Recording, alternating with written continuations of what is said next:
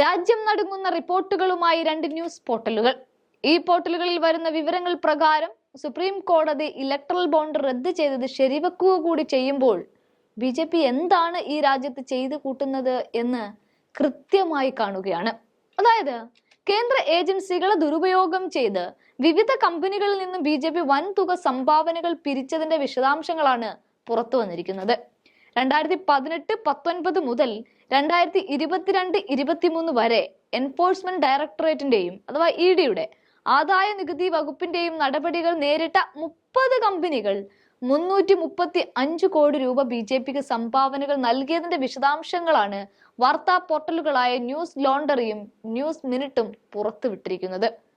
5 വർഷക്കാലത്ത് തെരഞ്ഞെടുപ്പ് കമ്മീഷൻ രേഖകളും കമ്പനികളുടെ ധനകാര്യ പ്രസ്താവനകളും മറ്റും പരിശോധിച്ചാണ് ന്യൂസ് മിനിറ്റ് ന്യൂസ് ലോണ്ടറി സംഘം കേന്ദ്ര ഏജൻസികളെ കാണിച്ച് ഭയപ്പെടുത്തിയുള്ള പിരിവിന്റെ വിശദാംശങ്ങൾ ഉൾക്കൊള്ളുന്ന റിപ്പോർട്ട് തയ്യാറാക്കിയത്.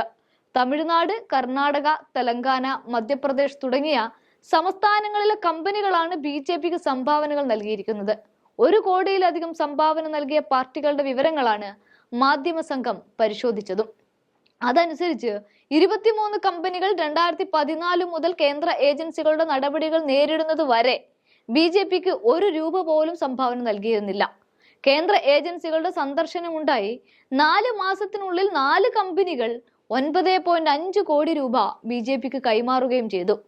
പാർട്ടിക്ക് നേരത്തെ സംഭാവനകൾ നൽകിയിരുന്ന 6 കമ്പനികൾ കേന്ദ്ര ഏജൻസികളുടെ തെരച്ചിലുകൾക്ക് പിന്നാലെ കൂടുതൽ വലിയ തുകകൾ സംഭാവന നൽകുകയാണ് ഉണ്ടായത്.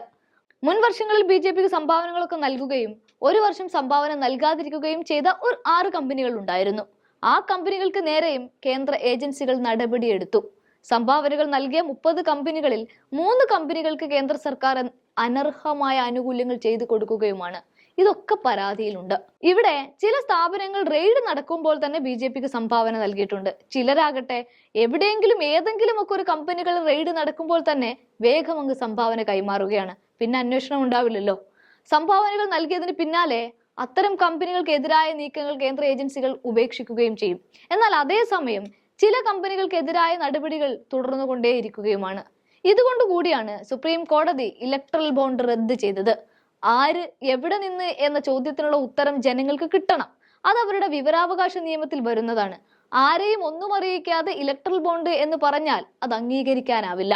ലഭ്യമായ കോടിക്കണക്കിനുള്ള തുക ആര് തന്നു, എവിടെ നിന്ന് തന്നു എന്ന് മറച്ചുവെക്കൽ മാത്രമല്ല, കള്ളപ്പണം കണ്ടെത്താനുള്ള ഒരേ ഒരു മാർഗം എന്നുകൂടി കേന്ദ്രത്തോട് പറഞ്ഞുകൊണ്ടാണ് അതിരൂക്ഷമായ ഭാഷയിൽ മോദി അടങ്ങുന്ന കേന്ദ്രത്തെ വിമർശിച്ചുകൊണ്ടാണ് കോടതി കഴിഞ്ഞ ദിവസങ്ങളിൽ ഇലക്ട്രൽ ബോണ്ട് റദ്ദ് ചെയ്തത്. സത്യത്തിൽ അത് റദ്ദ് ചെയ്തത് നന്നായി എന്നേ ഇത്തരം കണക്കുകൾ കാണുമ്പോൾ പറയാൻ പറ്റുകയുള്ളൂ.